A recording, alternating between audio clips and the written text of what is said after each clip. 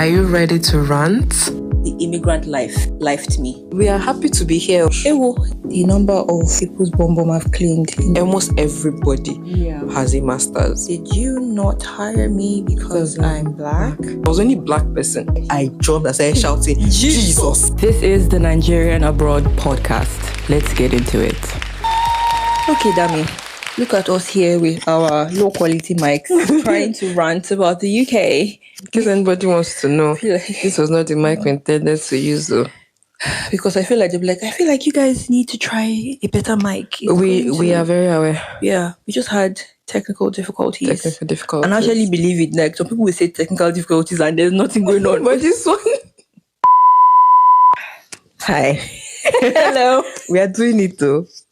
For real. After 1 year. After 1 year. But to be fair, like 2 months of seriousness. Actually, that 1 year was just talk. But anyway.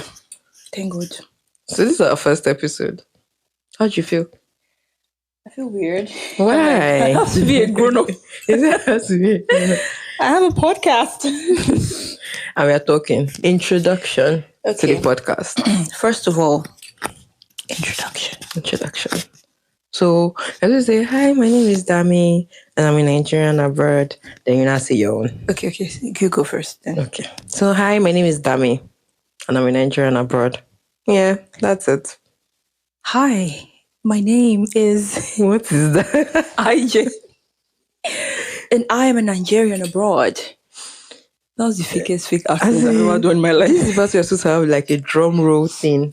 I don't know how those things work. Anyway. Okay. So, first episode. So, the point of this podcast really is to talk about our lives as immigrants, mainly. Yeah. So, how has it been in the UK for you? How has it been with an immigrant? Oh, no, let me even ask you, what you expected? Or is it the same thing as what you've come to meet? I feel like before I traveled, I spoke with a lot of people and I was like, and I was getting the same response, like, guy, it's not the same thing. It's not the same thing, but you still have that expectation. Like, oh my gosh, but for me, it's going to be different. Like, when I come, I'm just going to do like so many shifts and I'll have money and become a soft girl. I am here to tell you that I am clearly still struggling. Clearly, it's not clear. Okay, but no, it wasn't that. There are just a lot of things. But we'll get to that. You will. I think my plan was come to the UK, do my master's, start a nutrition clinic, go back to Nigeria. I've always been go back to Nigeria. I've always been a very pro-Nigeria person. Not me. Like, if you know me very well, I'm always saying, I can't wait to go home, but I can't wait to everything else, go back home. Anyway, things didn't work out that way. I mean, as I didn't even plan to work as a student. It was just they come to school and be spoiled by my daddy. And then, you get a job. It's just always, and everybody's like, oh, it's not easy to get a job. And I'm like, no, it's going to be the same for me now. The only reason I wanted the job was so that I can build UK experience. Then I came during COVID. So, all the shops were closing. Yeah. No place was, there were no jobs. There was nothing. There was no way to even network. So it just felt like, oh shit, life is not like when you write it on paper. So it's like the reality was just very it was not the same. And then how I even got my job, got my work visa, it was absolutely not anything that I wrote down that, oh, come to the UK, do this. Life. Oh, I was saying that life. Okay. Yeah. I don't even know if I'm ready to talk about my own life, how the life actually lived. But all I will say is the number of people's bum have cleaned in this UK. If they told me that you have to do that I will pack shit. No. It was definitely not. I don't think anybody would willingly just walk into that if they knew that this was the kind of situation you'd be faced with. Like, living in the UK is definitely, when people are like, God, I don't want to be your next soldiers or something like that. I feel like living in the UK is one of those things that I feel like this is meant for soldiers because soldiers. I honestly would not blame anybody for saying I want to go back to Nigeria, but then there are people who like have no other choice but to actually make it work here. So they're like, it's I completely understand that, and I think that it is a privileged statement, and I acknowledge it. So like, so every time white tea, this is the white tea version of of everything. Someone that says, "Oh, I want to go back to Nigeria," he's like a white tea. What is wrong with this girl? And so I acknowledge that it is a privileged statement here, because a lot of times when I tell my dad I want to come back home, what he says is, "Okay, dear, right. When are you ready? When you're ready, let me know.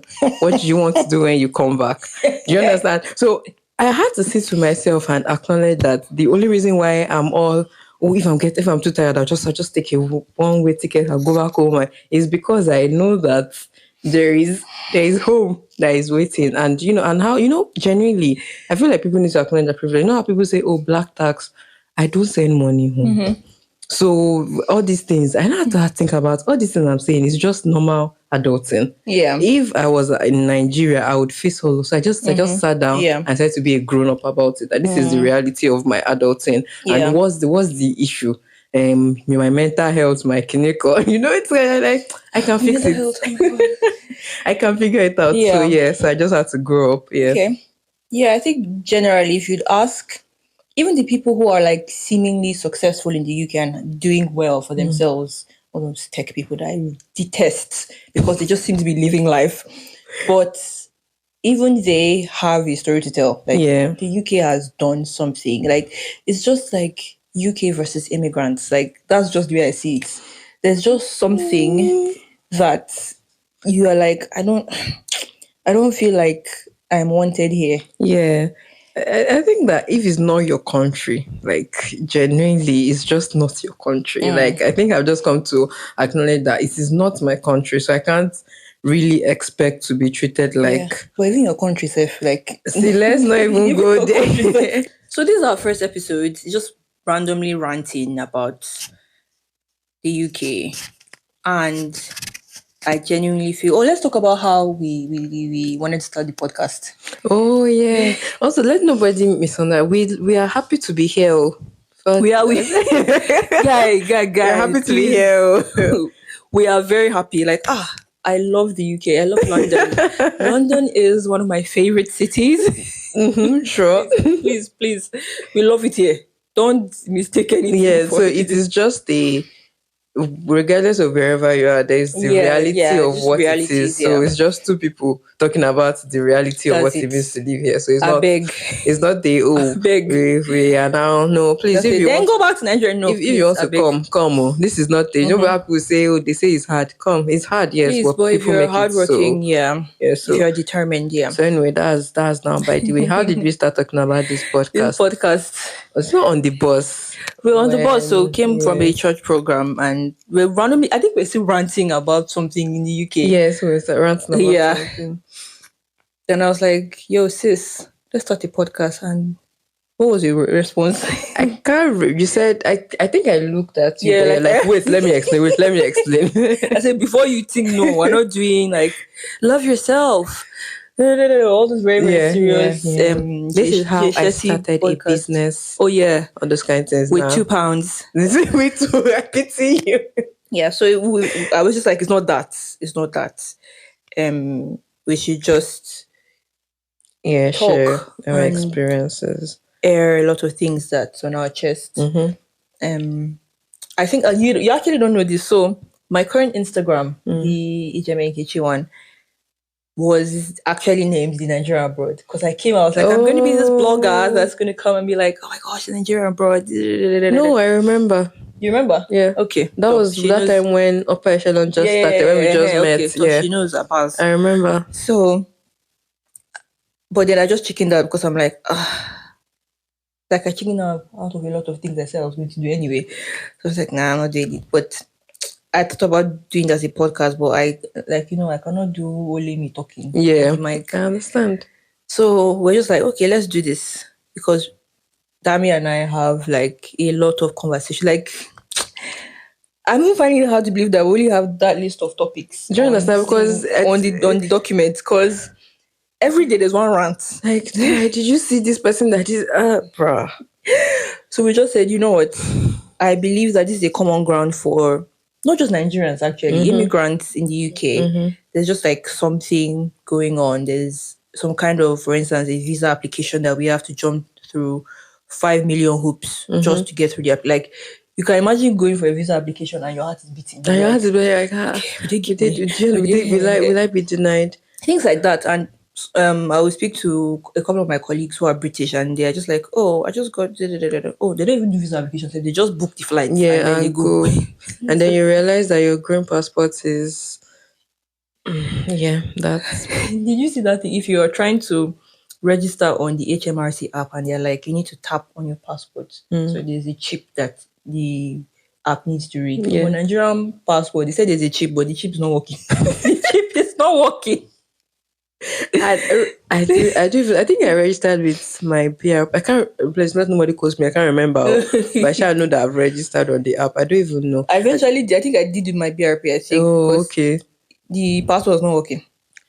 But there's so many things about navigating the UK. There's also the thing navigating TFL. For the longest, I could not take the tube. Oh, okay. I say no. No, the bus would be 2 hours and the tube could be like me for 5 minutes. I will sit down on that bus. Do you remember that time that? Okay, mom was the money. When I was like, let's just use the bus. Let's just use the bus. And now, it's when we used to go to church. We'll use the bus because navigating TFL was just it was a whole thing on its own. Yeah, it was. For me, it was two things. Obviously, the money, but my first experience in London, I got lost. And how did I get lost? I was in the Victoria Station. I asked, like, this was not me navigating for myself. I asked, I'm like, I'm going to, what was I going to? I think Hammersmith or something. And the person led me astray. I was looking the map. I was looking, but the thing is, obviously, the maps, now that I know how the tubes work, the maps are very clear. Yeah. But at that point, I was just like, Victoria Line, District Circle, what is this, like, northbound? So I like, no, I was not thinking that way. So I was like, let me just ask. It's easy to just ask. So I got on the wrong train and then I was just watching myself go off the route. I was like, where am I going to? I can't remember where I landed, but I just stopped at the first stop and then I just took an Uber. And miraculously, that Uber was £5. So that's good. So I think I was fine. But yeah, that was my first tube experience. That's why I was always saying, nope, bus. But now I think I'm fine. Have you seen that social media thing where somebody says, after I navigate the public transport, they say, I think to myself, maybe I should move here. Something. I could live here. Something. I can remember those examples. Do not like that. London like tube. That. Oh my God. But it ended up being my favorite thing because it's fast. Genuinely, it's reliable. Until when rail strikes. Let's just know. Rail strike is a different thing. Okay, but it is quite reliable. Yeah. And did you see that thing where somebody said that UK people only send only 10k to Nigerians? Is it when somebody in the UK for what did that? We used to send them 10k. I don't know what do you have to say for yourself. Please come to the UK and send that 10k back. Because what? UK people are 10k, sha. As in UK people are 10k, sha. No. We are sorry. For what?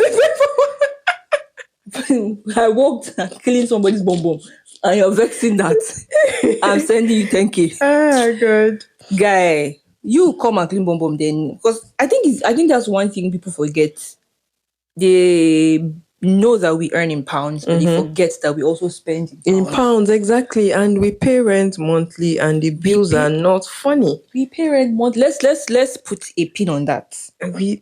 It's monthly, but don't worry, there'll probably be a whole episode on that. And it's not £200. Like, rent is not £200, so it is money. So the bills are a lot. So sorry, not sorry. Me, I'm actually not sorry. Sorry, but not sorry that it's 10k that we/they. Unless you're my parents, sent to you. Yeah. Plus, have you seen how much it is to eat out? And I spend a lot of my money eating out. So you can eat out, but not spend 10k. When I'm going to work, wow. follow me to work. She can eat out. Are you hearing? Anyway, so I think You this finished is saying bills, and now you're saying eating out. It's eating out bills. it's bills now. It's bills. Will I not starve? Okay, sorry. You Okay. know. So, I think that's that. Anyway, so that's our introduction. So thank you so much for choosing to watch, to follow, Yeah. subscribe, all those nice things that people Please do. do that. Subscribe, like, So share. yeah, We will be on here a lot. Hopefully with better mics. I yeah, promise. we I shall. think I promise. No, we will Okay, yeah, we now. promise. What? Why are you unsure? I don't know now. What if it happens again? We'll use this one again. We'll continue. Jesus. Well, Okay. yeah. We really do have better mics. Yeah, we We're do. prepared, but village people, I guess. You say village people. Do you know that God? I know we've ended. So I just remembered something. When I was younger, there was something that scared me about the idea of coming abroad. So one woman told me that one man traveled abroad with his family because they're trying to travel and run away from village people. Yeah. Then when they landed and they got to their apartment, when they used to drink water, they now saw the face of the guys. I think mother or grandma in the water saying, "You think you run away?" Go. Jesus. Please. Who was giving me this gist? There's another one I It heard. freaked me out for years. No. Because I'm like, No, there's another one I heard. This one. It was you that told me. I don't know if it's you that told me that this one that his mom was a witch. So he was trying to run away from his mom or something. I don't know if I have the story accurately or something. But then he didn't tell her that he got is it a visa to travel abroad or something. And then he got on the plane and realized that one of his shoe was missing. And then he was now going mad now, like, where's my shoe? Then one of the flight attendants now saw him and they now reported him. So they now like took him off the plane and he was not going abroad again. So he now got back home and his second shoe was with his mother. And I said, you think he wants to travel? Jesus. I don't know how true that story is, but I was just like, I beg, please. Like, there's a reason why some people don't say anything. And do you understand? And it's just weird. I mean, we don't. Our beliefs, Christian beliefs, is more focused on the protection and love of God as opposed to running from somebody or something. So, but anyway, some of these things are just things that have freaked me out in particular. So whenever people say things like, "Oh, village people can still find a job," I remember what that my auntie said. I'm like, do you know what? So this last trip that I had to Nigeria, that I had like, I felt ill, but it was like food poisoning, stomach. I woke up on Saturday night. I was supposed to travel Monday morning. Saturday night, Sunday morning. Basically Sunday morning, 2 a.m. I was purging, vomiting. Like, oh my God. I was just like, Jesus, they have found me. Like, I was like, no. God, I'm a child of God. I was like, God. I'm supposed to travel tomorrow. Hey, they have found me. I'm not going to. And I was like, bro.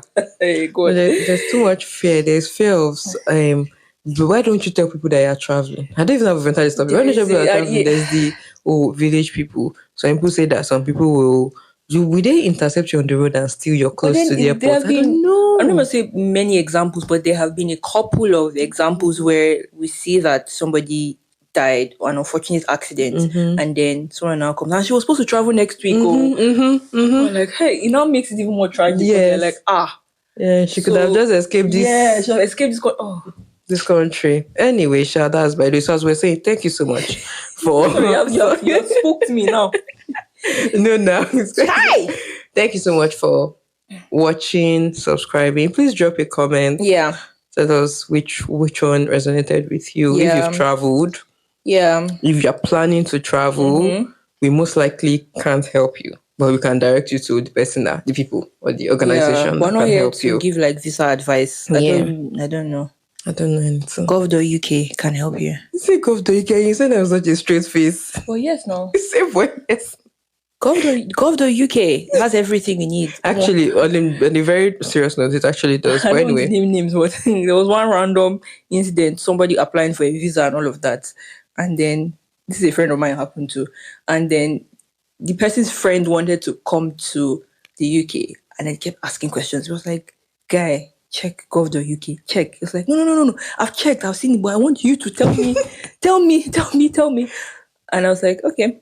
I think I can understand it because in Nigeria, we just have this whole mindset that there's an agent doing the work for you. So you just spend unnecessary money and stuff like that. And but it's not just unnecessary money. Oh God, I don't have Nigerian websites. Jesus, I have a topic. Nigerian websites for these passports, to get passports in the UK. They will tell you, do this, do that. The regular Nigerians know that you should still ask your guy, when you went, what did you do? Because you need to get you need to get like real life experience. Because when I go there, I was like, oh, we're abroad, we're in the UK. We just have to queue. Man. I'm still traumatized. Even standing by that building that day, I was like, man. It's not by whether you have paper or you have appointments. Know somebody inside. Like, just carry the behavior to they've given you 9 a.m. appointment. That will not... Bruh, it was like being in Nigeria. There's a queue. By the time we got there around 9, there was I said, why? They say, number 156. So that's your number. People know they sleep. No. Anyway, so it makes sense why people are not trusting information online because of where they're coming from. However, I feel like we're ending up, but just hold me to this. We're going to talk about my actual visa experience to come to this country. Hey! And I'm not even afraid to say the person's name because... No, maybe I'll not say the person's name, but the person will know what I'm talking about. It's like, no. I want to hear the story. You don't know the story? I don't know the story. No. Guy, okay. Next episode. Anyway, all right. Thank you and bye-bye. Bye.